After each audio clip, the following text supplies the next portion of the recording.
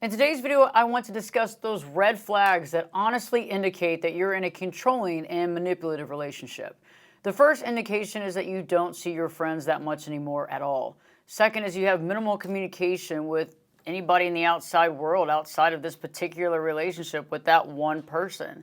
You're constantly worried about that other person, constantly worried about how they're going to respond, what they're going to do next, when you come home, how they're going to react with you. Another is that you actually feel responsible for this other person's happiness.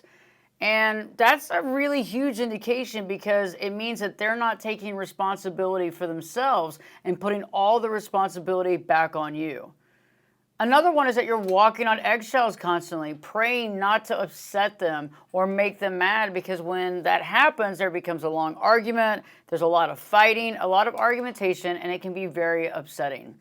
Next is that you keep your head down when you're out in public and when you're with this person. You're keeping your head down so that you're not making eye contact with somebody from the opposite sex or the same sex, because they may actually feel like you're interested in that person, interested in someone else, and because of whatever fear that they have, they're going to make hell to pay for that situation.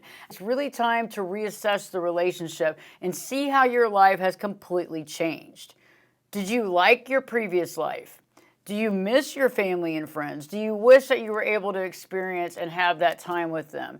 And if you do, my experience with working with my clients in and out of these types of situations is that the best option for you right now is to reach out, to express to your friends the situation, to express to your family what you're going through and how you're working through this and trying to get through the situation in your life.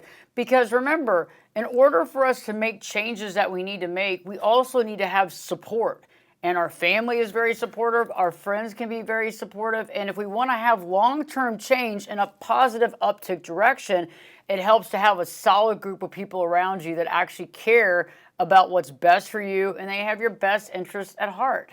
And so it's much easier to stay in line with what's right for you if you have these people around you, and to not stay in that situation. Because if we want to stay in a manipulative and a gaslighting situation constantly, that's best when we're alone, right? Because when we're alone, that other person can control us. They keep us controlled. They keep us, not knowing what we're going to do next on an uneven ground. And so I suggest to you at this time to circle the wagons of your family and friends. And you don't have to tell them everything about what's happening in your relationship, but I urge you to at least explain something so they understand that you just didn't just cut them out because you didn't want them around anymore, to give them some backstory. Because if somebody's really close to you, they deserve some of that backstory. They deserve to know more information. And also, one of the suggestions I have is bringing this up to the person you're in the relationship with. But if they're not accepting or listening and have very little self-awareness, this is something that you're going to have to get through and you're going to have to overcome in your own life and actually separate yourself from this relationship. And I know that many of you think maybe this person will move on and maybe they'll move on without me and I won't have to do this. But unfortunately, most of the time we have to make those changes in our life. We have to secure those changes and we have to stick with it, and we need a solid support system to do that as well.